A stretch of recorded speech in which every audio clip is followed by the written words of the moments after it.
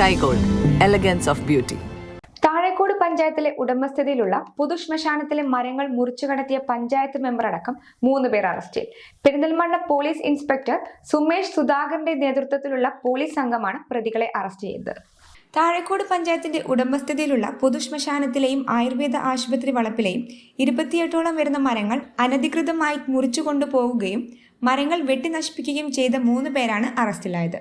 Thazhekode panchayat 17-ാം ward CPM member Thazhekode Pilakkil വീട്ടിൽ മൊയ്തുപ്പ, താഴേക്കോട് പൊന്നേത്ത് വീട്ടിൽ സലീം, താഴേക്കോട് കൈരളി വീട്ടിൽ ഇബ്രാഹിം എന്നിവരാണ് അറസ്റ്റിലായത്. ഏകദേശം 4 ലക്ഷം രൂപയുള്ള നഷ്ടം വരുത്തിയ കേസിൽ Perinthalmanna police station inspector Sumesh സുധാകരന്റെ നേതൃത്വത്തിലാണ് പ്രതികളെ അറസ്റ്റ് ചെയ്തത്. പഞ്ചായത്ത് സെക്രട്ടറിയുടെ പരാതിയിൽ പ്രതികൾക്കെതിരെ പെരിന്തൽമണ്ണ പോലീസ് കേസ് രജിസ്റ്റർ ചെയ്ത് നിയമ നടപടി സ്വീകരിച്ചു വരികയാണ്.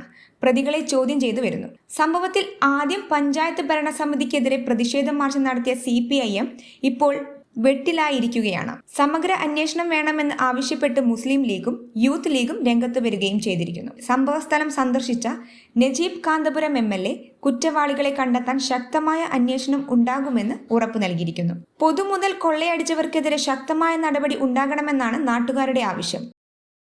അണിഞ്ഞൊരുങ്ങാം ഈ ആഘോഷക്കാലം നിവ ഗോൾഡിനൊപ്പം. നിവ ഗോൾഡ്, ചെർപ്പുളശ്ശേരി ആൻഡ് ഒറ്റപ്പാലം.